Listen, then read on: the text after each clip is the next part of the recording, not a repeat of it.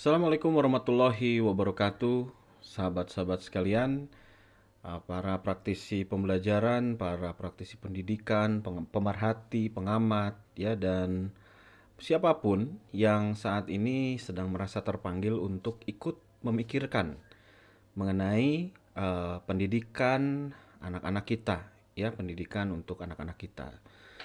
Dan juga yang punya perhatian terhadap dunia pembelajaran secara umum, ya, baik itu pendidikan untuk anak ataupun pendidikan untuk orang dewasa, ya, pembelajaran untuk orang dewasa.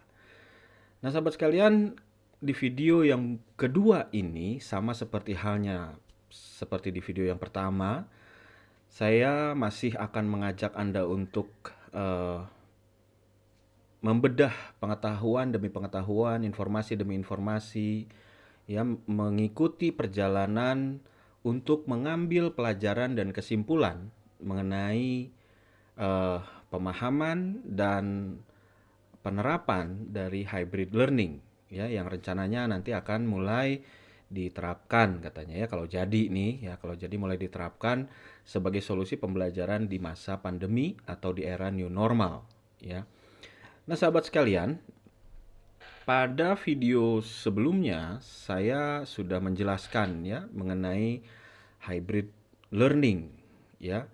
Kita sudah sama-sama eh, menelusuri definisinya, kemudian juga pendapat-pendapat dari para pakar, apa perbedaannya hybrid learning dengan blended learning, begitu, sampai kita mendapatkan satu kesimpulan bahwa ternyata yang disebut dengan hybrid itu ya blended, ya, yang digadang-gadang sebagai hybrid learning itu ternyata ya memang blended learning.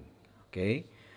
Nah, namun dalam hybrid learning itu kita juga eh, menguji kan, ya, dalam konsep hybrid learning itu juga kita coba uji dengan 3 buah kriteria, ya, sehingga suatu model pembelajaran itu bisa dengan, ya, setidaknya mendekati atau layak, ya, kita sebut sebagai pembelajaran hybrid, ya.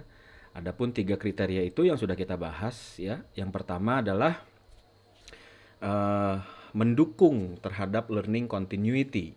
Ya, jadi kalau seperti saya ilustrasikan mobil hybrid gitu, ya. Ada tenaga BBM, ya, sumber tenaganya dari BBM, dari bensin, dan ada juga dari listrik, ya. Di satu trip kita menggunakan BBM, kemudian ketika BBM-nya habis, ya, perjalanan tetap berlangsung tapi dengan menggunakan listrik, gitu, ya. Dan learning continuity ini juga tetap berfokus atau berlandaskan pada kekuatan sumber masing-masing tadi. Ya, kalau BBM ya dia punya menggunakan BBM karena memang mengandalkan kebaikan-kebaikan dari BBM. Kemudian juga menggunakan listrik ya karena memang kita mengandalkan kebaikan-kebaikan dari tenaga listrik, gitu, ya. Atau bukan tenaga listrik, mungkin bisa kita ganti dengan tenaga surya, katakanlah begitu, ya. Jadi ada tenaga dari sumbernya dari BBM dan satu lagi dari tenaga surya, gitu.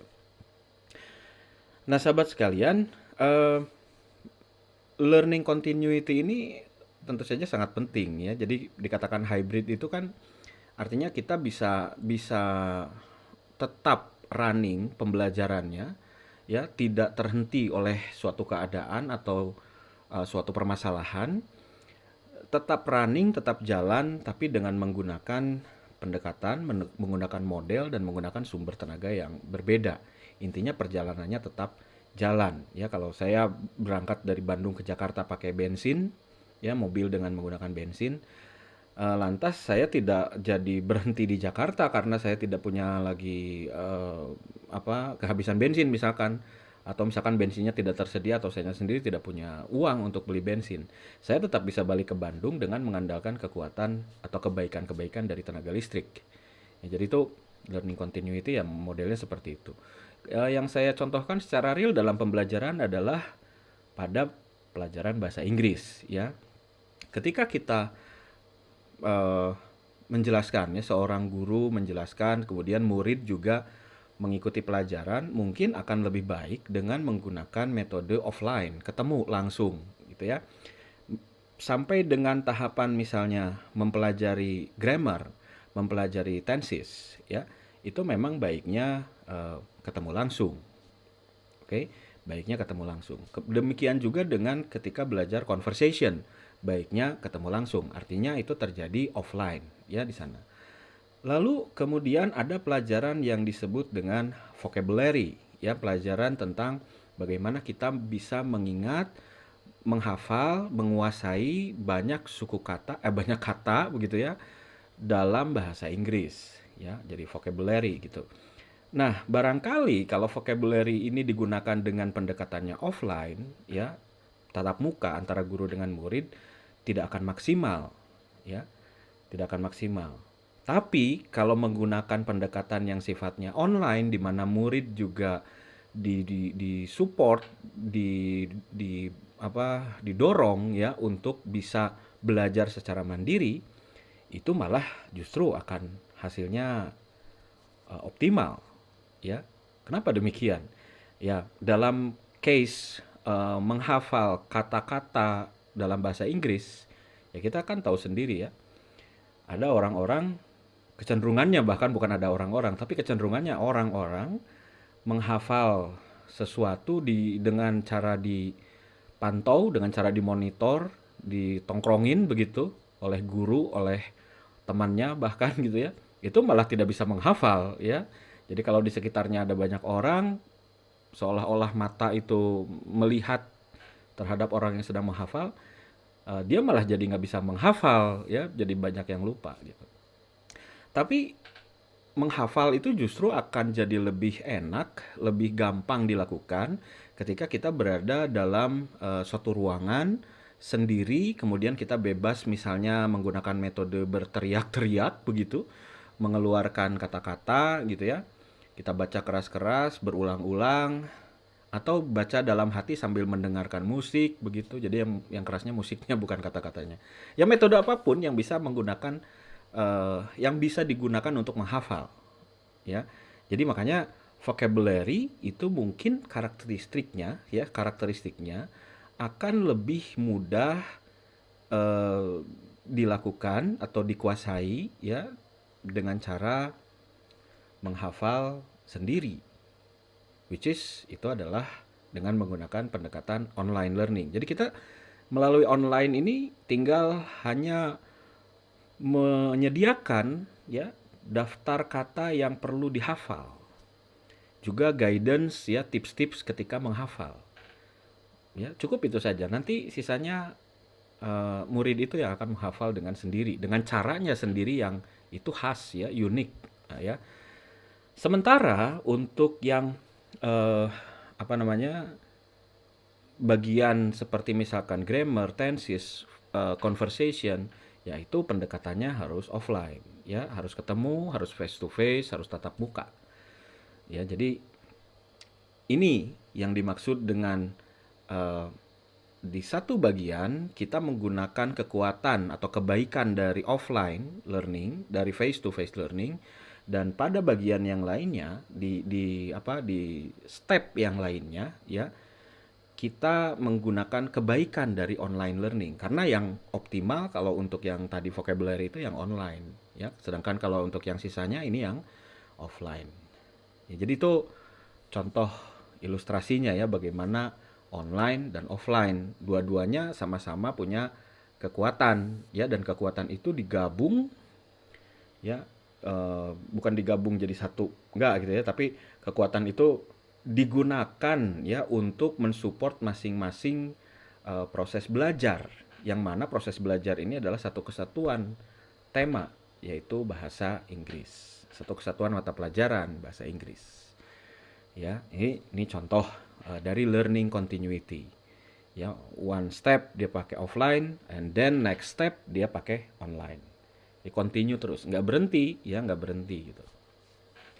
Nah, yang kemudian yang kedua, teman-teman sekalian, blended learning yang kita harapkan ya kriterianya itu bisa memenuhi eh, adanya opsi untuk si pembelajarnya ya, untuk muridnya.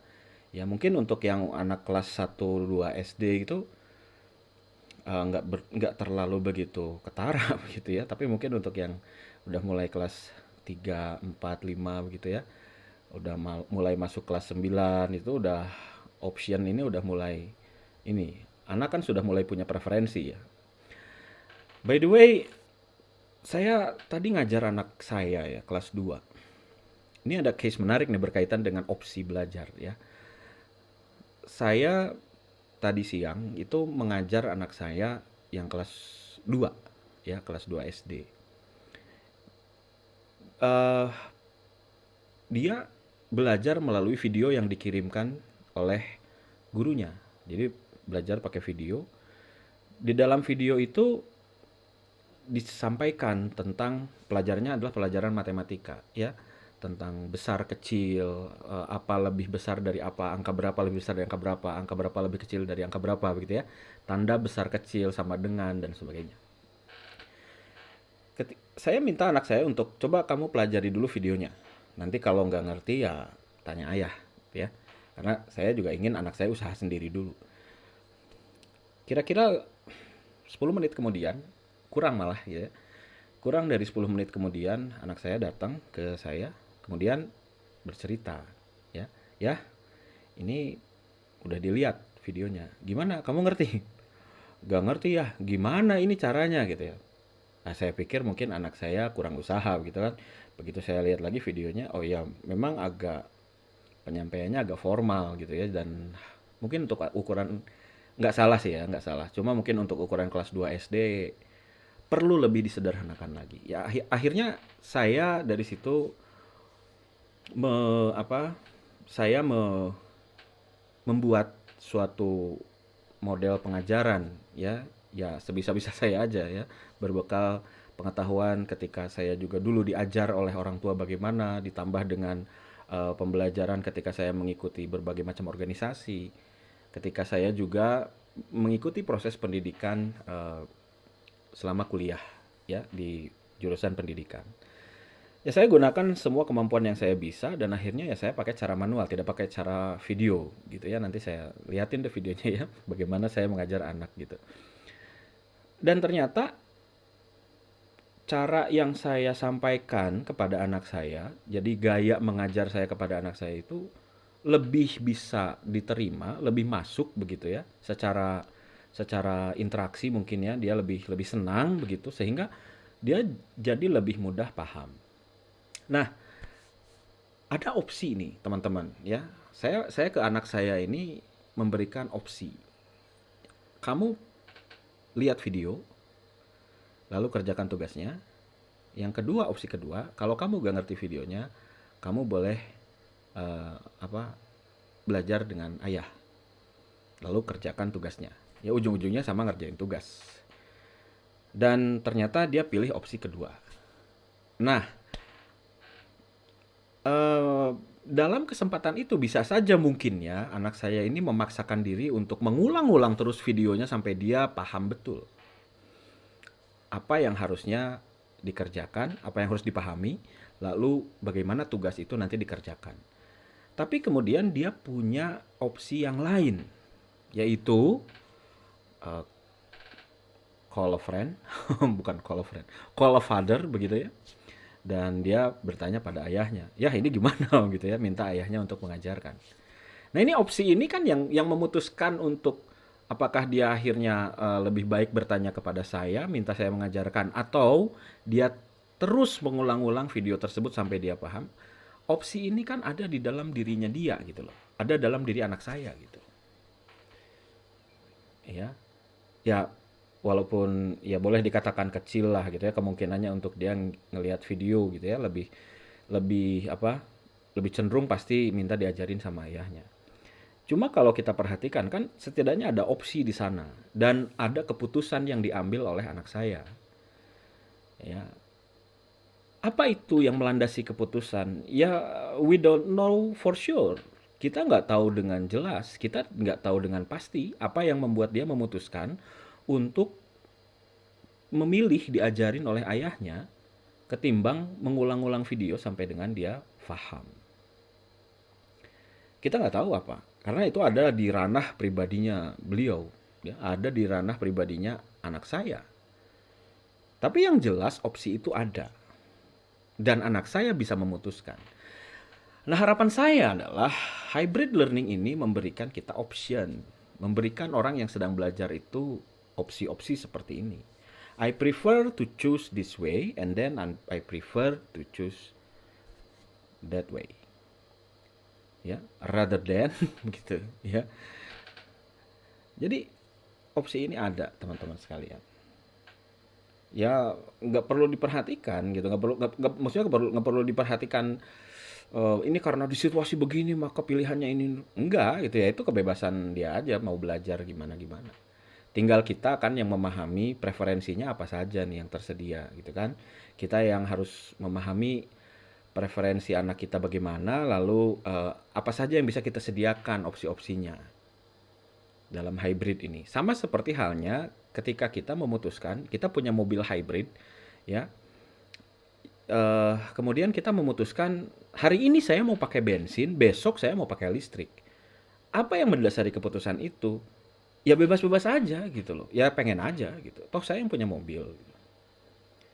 Ya kan? Ya, ini salah satu yang saya expect dari model hybrid learning. Ya, dari pendekatan hybrid learning ini. Jadi ada eh, keleluasaan dalam memilih saya mau menggunakan metode apa, saya memilih belajar dengan menggunakan metode apa begitu. Ya, jadi di samping yang pertama tadi continuity, tapi dia juga bisa milih. Ya, di satu kesempatan dia bisa milih tanpa harus ada alasan-alasan yang diketahui oleh publik gitu atau diketahui oleh gurunya. Itu alasan personal aja. Oke? Itu yang kedua. Kemudian yang ketiga, ini ya, yang saya expect, what I expect from hybrid learning adalah tentu saja dia menjadi solusi untuk permasalahan aktual yang relevan, ya, tentunya relevan dengan apa pendidikannya, ya, yang relevan dengan masalah pendidikan itu. Nah, pandemi contohnya teman-teman sekalian, ya kan, eh, ketika normal kita belajarnya face to face lebih banyak.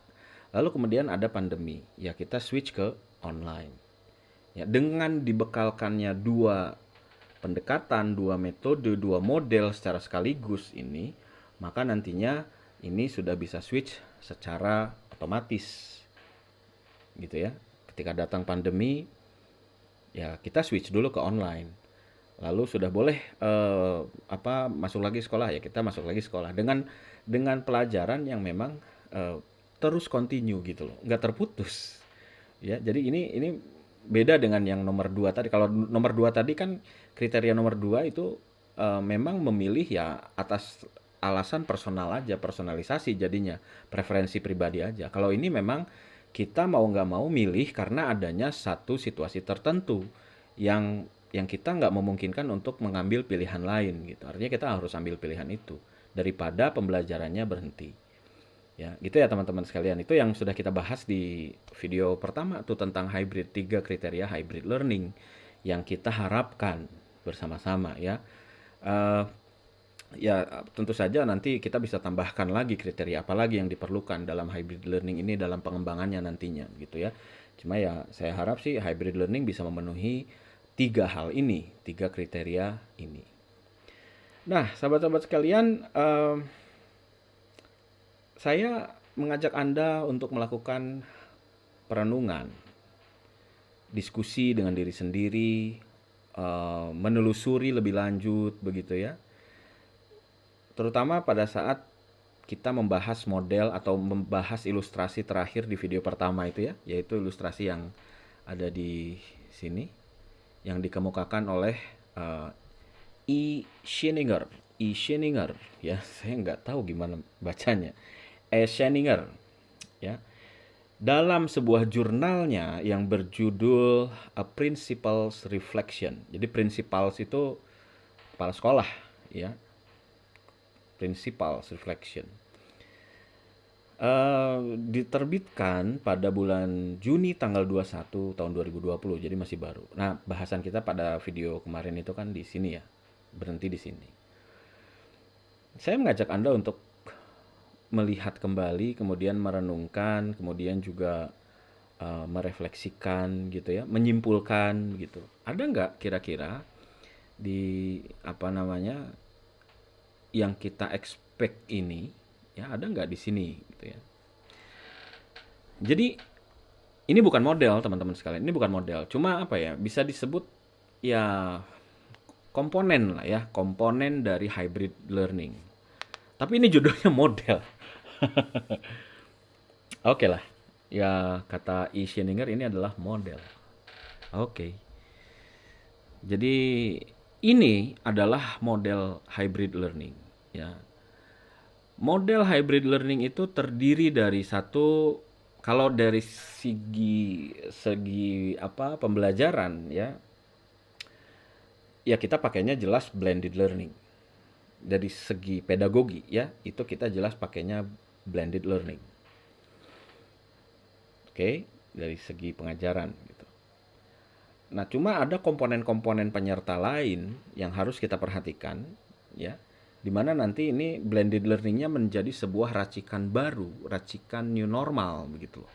Jadi bukan hanya sekedar blended learning yang ada yang selama ini model-modelnya kita pahami ya, seperti rotation, flex model, self blend, apa enrich virtual dan sebagainya gitu. Bukan cuma itu, tapi ini lebih lebih dikembangkan lagi dengan ya menggunakan prinsip-prinsip atau dengan memperhatikan komponen-komponen di era new normal ya. Jadi mari kita perhatikan secara pembelajaran ya, metode pendekatan pembelajaran ini pakainya blended. Cuma dia nanti memperhatikan aspek personalisasi ya, aspek personalisasi. Jadi ya model blendednya itu adalah model yang memang seperti tadi ya saya harapkan itu memberikan opsi kepada diri sendiri untuk saya memilih mau ambil yang ini online atau mau yang offline, dan pilihan itu ya pilihan personal gitu ya. Jadi di modelnya hybrid learning versi Sheninger ini ya ada itu ya, harapan-harapan yang tadi saya sebutkan. Tiga hal ini ada nih ya, ini personalisasi. Oke. Lalu kemudian juga ada face to face ya. Face to face ini tentu saja sangat erat kaitannya dengan learning continuity teman-teman sekalian ya, learning continuity. Model yang sekarang berkembang itu, yang selama ini yang ada gitu ya, memang agak agak agak kurang rapi begitu ya. Saya nggak mengatakan nggak bagus, tapi agak kurang rapi aja dikit ya. Jadi sebaiknya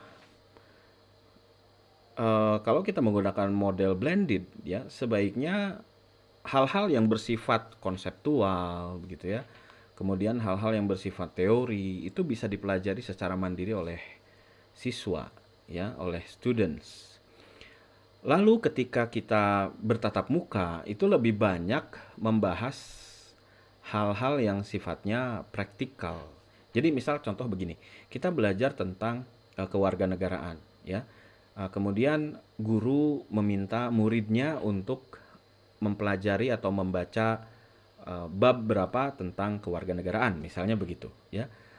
Nah, ketika kita ketemu di kelas dengan guru pada saat face to face, guru tidak perlu mengulang lagi penjelasan-penjelasan tentang apa namanya, teori-teori tentang kewarganegaraan, penjelasan-penjelasan kewarganegaraan. Jadi hal-hal yang sudah dipelajari oleh siswa, sudah dibaca oleh siswa, ya tidak perlu diulang lagi, tidak perlu dijelaskan atau dipaparkan ulang lagi. Ya kan sudah dibaca.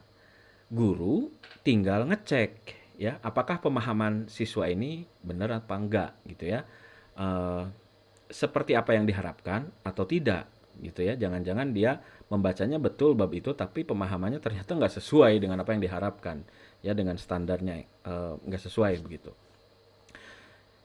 Ya paling guru melakukan tanya jawab begitu ya, apa yang sudah kamu baca ya anak-anak, apa yang sudah anda baca, apa yang sudah kalian baca, coba ceritakan sama ibu, coba ceritakan sama bapak apa yang tadi yang kemarin itu kalian baca ya. Lalu coba jawab pertanyaan ibu, apa yang maksud dengan ini, apa yang maksud dengan itu gitu. Sebutkan apa gitu. Itu kan cara ngecek ya, cara knowledge check bahwa anak memang sudah memiliki pemahaman. Jadi tinggal melakukan hal seperti itu saja ketika face to face. Nah, yang lebih ditekankan pada saat ketika face to face itu lebih banyak bagaimana implementasi-implementasi, bagaimana penerapan-penerapannya, bagaimana praktek-prakteknya, ya, dari konsep-konsep yang sudah dipelajari secara mandiri itu. Jadi misalkan tentang kewarganegaraan, apa sih contoh realnya? Itu yang dibahas di pertemuan face to face. Secara real, dalam sikap dan juga perilaku anak, ya, pendidikan kewarganegaraan itu bentuk realnya itu sikap apa, perilaku apa, gitu. Itu yang diajarkan ketika face to face. Ya, jadi tidak usah mengulang lagi.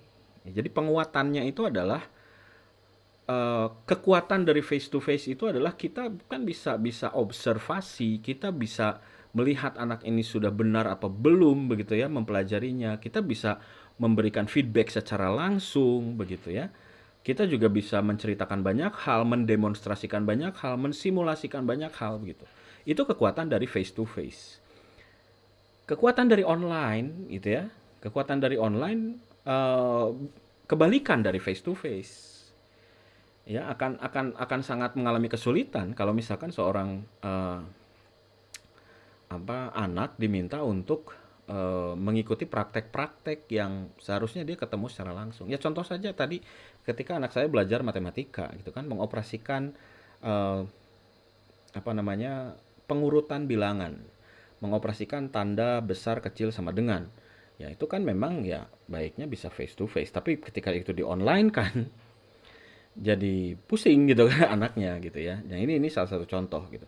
Jadi kekuatan dari face to face itu ya pergunakanlah untuk eh, bab atau untuk pokok-pokok bahasan yang memang bahasannya adalah bahasan praktek gitu loh. Bahasan penerapan, bahasan implementasi, bukan lagi bahasan-bahasan teori. Ya, ini yang face to face. Oke, jadi ini continuity-nya tadi itu ya, online, konsep, teori, bacaan, pengetahuan itu di online. Kemudian stop sampai situ, ketemu face to face adalah bahasan-bahasan mengenai prakteknya bagaimana, contoh-contohnya apa, didemonstrasikan oleh gurunya, diikuti oleh anak dan sebagainya. Ya, jadi ini ya terpenuhi lah ya, ada nih. Oh, ini yang bagian yang learning continuity. Kemudian juga di sini ada remote learning tools. Nah, remote learning tools itu yang ya kita biasa pakai Zoom begitu ya, pakai Webex, pakai Google Meet gitu. Google Classroom yaitu remote learning tools ya, LMS lah ya. LMS-nya. Jadi di mana siswa bisa belajar secara sendiri tapi dia juga bisa berinteraksi juga. Jadi interaksi pembelajarannya tidak hilang. Dia sistemnya remote jarak jauh gitu ya. Tapi tetap feel belajarnya dapat. Nah, cuma ini kan hanya sebagian orang mungkin yang bisa merasakan ini. Artinya kalau kita ingat dengan anak-anak yang ada di pelosok, di pedesaan-pedesaan yang tidak terjangkau oleh jaringan internet, yang sampai saat ini belum terjangkau, ini kan tidak mungkin, ya, benar nggak ya? Ini kan nggak mungkin kan? Ya ini menjadi part of solution ya. Jadi dia menjadi part of solution, tapi secara parsial aja, ya. Makanya dikatakannya part of solution, bukan solusi secara holistik, ya, bukan solusi secara keseluruhan. Nah, oleh karena itu di sini kalau saya menyimpulkan di sini ada remote learning tools maka harus didukung juga dengan adaptive learning tools ya. Jadi adaptive learning tools kalau saya terjemahkan nih di sini saya persepsikan gitu ya. Ini adalah sebuah tools yang mendukung terhadap terjadinya proses belajar, terjadinya komunikasi pembelajaran antara guru dengan murid, tetapi bisa disesuaikan, ya menyesuaikan dengan keadaannya, menyesuaikan dengan kondisi murid, menyesuaikan dengan kondisi guru, ya, yang artinya itu tersedia berbagai macam media gitu loh, ya, tersedia berbagai macam media yang bisa dipilih sesuai dengan apa kondisi-kondisi tadi, ya yang harus disesuaikan tadi, atau bukan tersedia berbagai macam media yang siap dipilih, tetapi justru kita membuat medianya dan menyediakan medianya itu sesuai dengan hasil analisa ya terhadap situasi dan kondisinya dari guru maupun murid ya. Ini yang disebut dengan adaptive learning tools. Contohnya adalah yang dilakukan oleh teman-teman di Orari kemarin gitu ya. HandyTalki itu adalah adaptive learning tools untuk mendukung komunikasi pembelajaran antara guru dan murid. Kenapa? Karena di sana tidak bisa pakai remote learning. Ya, nggak bisa mereka pakai LMS, nggak bisa. Kenapa? Jaringan internetnya belum nyampe gitu loh. Nggak bisa mereka pakai Zoom, pakai Webex, ya jaringan internetnya juga nggak ada di sana. Mereka bisa menggunakannya frekuensi radio. Jadi ini adaptive learning tools yang saling berdampingan dengan remote learning, gitu ya, dengan remote learning nantinya. Lalu juga termasuk ya pembuatan media-media pembelajaran yang bisa disesuaikan dengan permasalahan yang ada. Jadi misalnya ini mungkin ke depan ya harus mulai difikirkan ketika kita untuk satu subjek yang sama, untuk satu pokok bahasan yang sama atau satu modul pembelajaran yang sama, kita mungkin harus bisa menyediakan dua media yang beda, ya. Satu media offline, satu untuk media online. Ya, ini untuk case nanti menghadapi masalah gitu kan. Ya, yang nomor 3 ini menjadi solusi untuk permasalahan yang relevan. Pada saat offline kita menggunakan medianya apa? Oke, media yang digunakan adalah slide presentasi. Oke, media yang digunakan adalah slide presentasi. Misalnya, gitu ya, kita menggunakan slide, menjelaskan ke siswa menggunakan slide. Tapi tiba-tiba ada pengumuman bahwa lockdown, ini PSBB lagi. Otomatis anak-anak kan di rumah lagi. Ketika anak-anak di rumah, itu kita langsung switch ya, pembelajaran berikutnya dilanjutkan dengan tidak lagi pakai slide tetapi pakai video ya. Jadi gurunya menerangkan lewat video ya, atau screencast. Nah, ini kan udah ada nih, format ini udah disiapkan gitu loh. Jadi pada saat membuat media pembelajaran kan biasanya kita bikin buku kan ya. Ada buku, ada slide ya, buku atau slide, dan ada juga video yang menjelaskan atau mempresentasikan slide itu. In case nanti terjadi hal-hal yang tidak diinginkan, di mana murid tidak bisa datang ke sekolah, di mana face to face tidak memungkinkan terjadi, maka kita bisa pilih ya, kita bisa pilih untuk melanjutkan pelajaran itu dengan media yang sesuai ya, dengan media yang satunya lagi. Ini contoh misalnya gitu. Ini balik lagi belajar bahasa Inggris saja ya. Ketika kita belajar bahasa Inggris di bab 1 begitu, kita melakukannya dengan offline ya. Offline gitu. Kemudian tiba-tiba ada begitu bab satunya menjelang beres ya, tinggal latihan aja. Ada pengumuman, oke, school nggak aman ya. School, perkantoran dan sebagainya nggak aman. Otomatis semuanya melakukan WFH, semuanya melakukan SFH atau LFH gitu ya, semuanya melakukan itu. Nah, bab 2 itu kita pakai video. Lah apa videonya dari mana? Ya kita udah siapin dari awal. Jadi misalkan dalam pelajaran bahasa Inggris itu ada 10 chapter, maka ini seharusnya kita punya video pembelajaran yang berisi 10 chapter itu tadi. Screencast-nya minimalnya ya. Yang 10 chapter tadi. Digunakannya kapan? Ya digunakannya pada saat ada hal-hal yang tidak menguntungkan atau ada hambatan, ada halangan, ya. Misal seperti pandemi.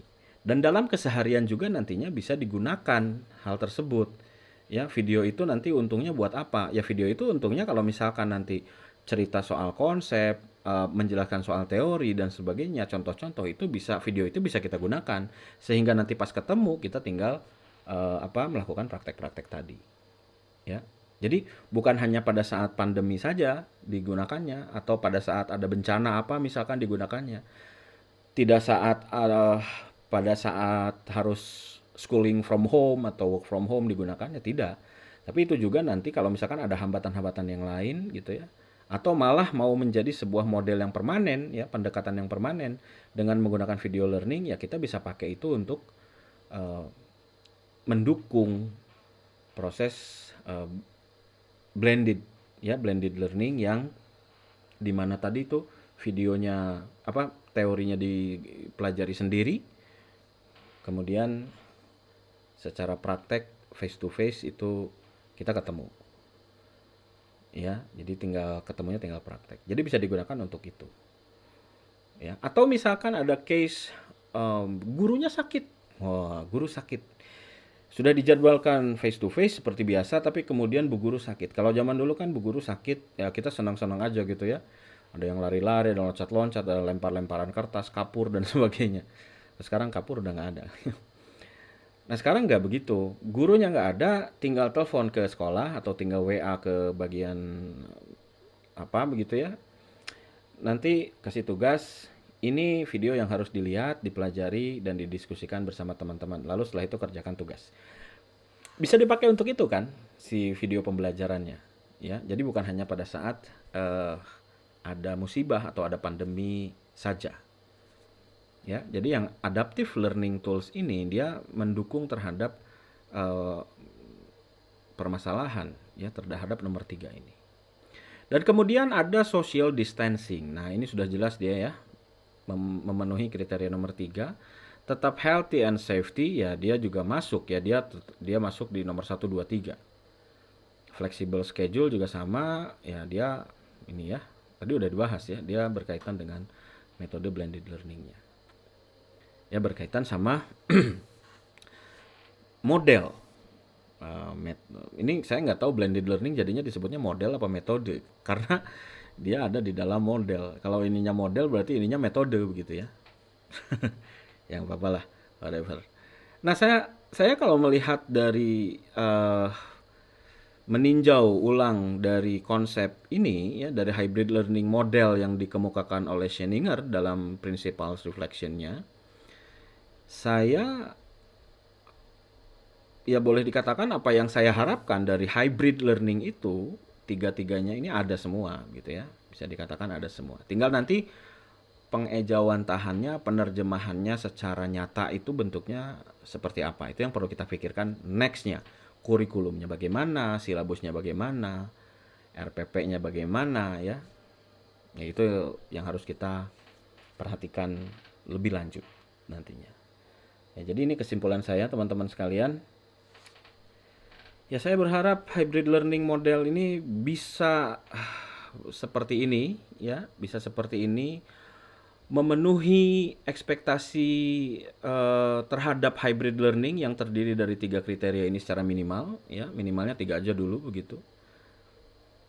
Dan bisa dikembangkan dengan baik, dan paling utama adalah dipahami oleh guru, dipahami oleh sekolah, dipahami oleh orang tua siswa, dipahami juga oleh siswa secara baik ya model ini, bahwa kita pola belajarnya, cara belajarnya adalah dengan cara hybrid. Hybrid itu artinya guru mesti ngapain, orang tua mesti ngapain, murid mesti ngapain ya, kepala sekolah atau bagian manajemen sekolah harus menyediakan apa saja ya, masyarakat lingkungan harus berbuat seperti apa gitu ya. Ini yang paling penting dipahami oleh semua. Dan ya itu aja mungkin sharing saya soal hybrid learning untuk video kedua ini. Ya jadi kesimpulannya, model sekali lagi yang disusun